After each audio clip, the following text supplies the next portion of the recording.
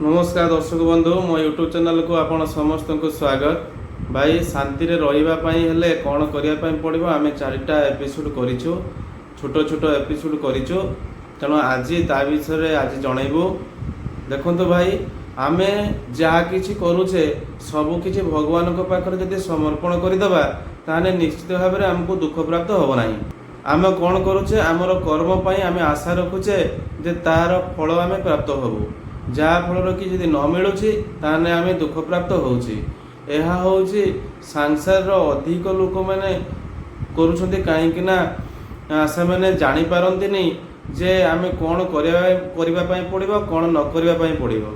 तेणु जदि सब किछि भगवानकर इच्छा अनुसार होउछि ताहाको आमे जदि उपलब्धि करि परिबा सेते बेले आमे निश्चित भावे सब कर्म भगवान को पाखरे समर्पण करिबा।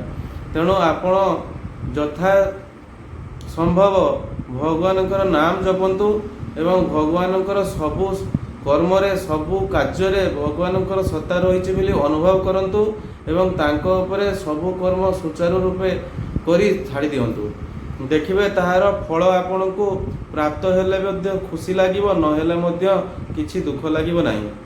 आपन को एठी गुटे उदाहरण देबी।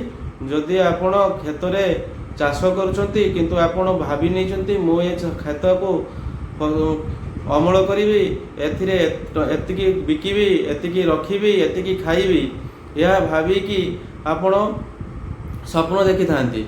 जहा फल से स्वप्न जदि आपणकर पूर्ण न हुए, अर्थात जदि फसल आपणकर कौनसी बात्या बा झड़ सृष्टि होई नष्ट हो गला ताने ए गुड़िक आपण पाई परिबे नाही, अमल करि परिबे नाही किबा बिक्री की टंका आनी परिबे नाही। जा फल कि जो स्वप्न आपण देखिथिले से स्वप्न आपणकर धूलिसात हैला, आपणको क्रोध जात हबो। काहे कि ना आपण कोनसी स्वप्न देखिथिले से स्वप्न पूर्ण न हेले आपणको भितरे क्रोध निश्चित भाव में सृष्टि हेबो।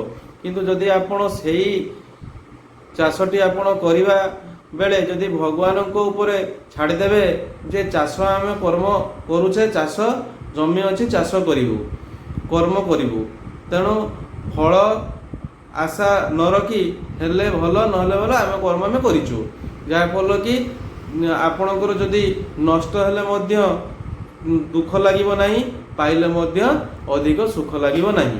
तेणु आपणकर एठारे भगवान पाखरे अर्पण करिथिबा हेतु आपणकर सुख दुख आपनको जଣା पड़े नाही।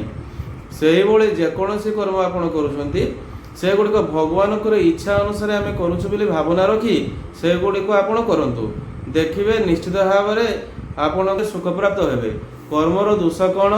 जेकोसी आमे कर्म करूछु तार फल आमे जेतेबेले रखुछु से फल न प्राप्त हवा द्वारा जो दुख प्राप्त हैला सेही कर्म आपण को आउ थरे बढ़िबो। जहा फल कि एमिति बढ़ी बढ़ी आपण को हृदय अशांत सृष्टि करिवो।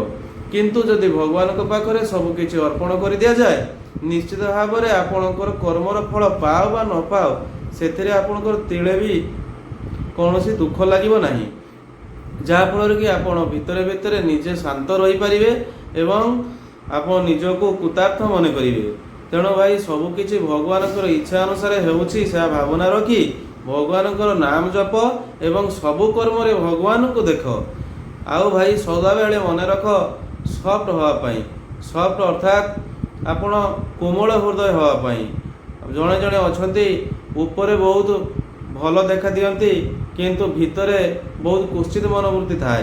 तो भाई से जिनिस रखी रखिबे निश्चित भाव में आपण शांत पाई पाइबा नाही। काहेकि ना से कर्म भगवान ही देखुचंती, भगवान ही से कर्मर फल आपण को देबे।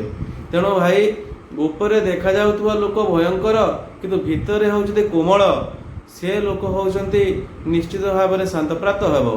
काहेकि जेतेबेले से लोक कोनोसी लोक साथी रे मिसिबो से लोक जानिबो जे ए लोकटी बहुत भल एवं सेही जो पॉजिटिव भावना जो ता प्रति दब निश्चित भाव में तार मंगल हुए। एथिरे तो आपण जानिथिबे जे सत्र रहिले आपण किछि लोक कष्ट पाती, दुख पाती एवं बहुत हैरान होते बोली किछि लोक कहती। किंतु भाई भगवान को डाकिले ताहा काहीकि से दियंती ताहा भितरे आपण यदि प्रवेश करिवे निश्चित भाव में जानि परिबे भगवानଙ୍କର ପ୍ରିୟ ହେଇଥାନ୍ତି ସମସ୍ତେ। କାହିଁକିନା ଏ ସଂସାରରେ ଯେତେ ସୃଷ୍ଟି କରିଛନ୍ତି ସବୁ ଭଗବାନଙ୍କର ହିଁ। ତେଣୁ ଆମେ ସମସ୍ତେ ଭଗବାନଙ୍କର ଅଂଶ। ତେଣୁ ଏଠାରେ କେହି ବାଛ ବିଚାର ନାହିଁ। ଭାଇ ଆମେ ଭଗବାନଙ୍କୁ ଯଦି ଡାକିବା ତାହେଲେ ଭଗବାନ ଆମକୁ ଅଧିକ ଭଲ ପାଇବେ। ଭଗବାନଙ୍କର ସମସ୍ତେ ହେଇଥିଲେ ମଧ୍ୟ ଯିଏ ଭଗବାନଙ୍କୁ ଡାକିବ ନିଶ୍ଚିତ ଭାବରେ ଭଗବାନ ତାହା ଉପରେ ବିଶେଷ କୃପା କରନ୍ତି। ତେଣୁ ବିଶେଷ କୃପା ହେତୁ ତାର ଯେଉଁ କର୍ମରେ ଦୁଃଖ ପାଇବାର ଥାଏ ତାକୁ ଆଗେ ଭଗବାନ ଦିଅନ୍ତି। ତେଣୁ ସେଇ ଦୁଃଖ ହିଁ ଦେବାଟା କାରଣ ହେଉଛି ତା ମୁହୂର୍ତ୍ତରେ ସେ ସୁଖ ହିଁ ପ୍ରାପ୍ତ ହେବ। ତେଣୁ ଦୁଃଖ ପ୍ରାପ୍ତ ହେବାର କାରଣ ତାର କର୍ମ ଯେଉଁ ଅଛି, ତାର କର୍ମ ବନ୍ଧନ କଟିବା ପାଇଁ ସେ ପ୍ରଥମେ ତାକୁ ଦୁଃଖ ଦେଇ ସେଗୁଡ଼ିକୁ କଟାନ୍ତି, ତାପରେ ସେ ସୁଖ ପ୍ରାପ୍ତ ହୁଏ। ଏହା ଭାଇ ଭିତରେ ପ୍ରବେଶ କରିବା। ଯଦି ପ୍ରବେଶ କରିବା ତାହେଲେ ଆପଣ କମେଣ୍ଟ ମାଧ୍ୟମରେ ମୋତେ ଜଣାନ୍ତୁ।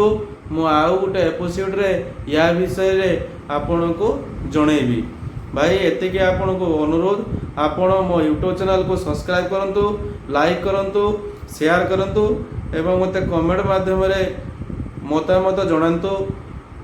ଏତିକି କହି ରହୁଛି। ନମସ୍କାର।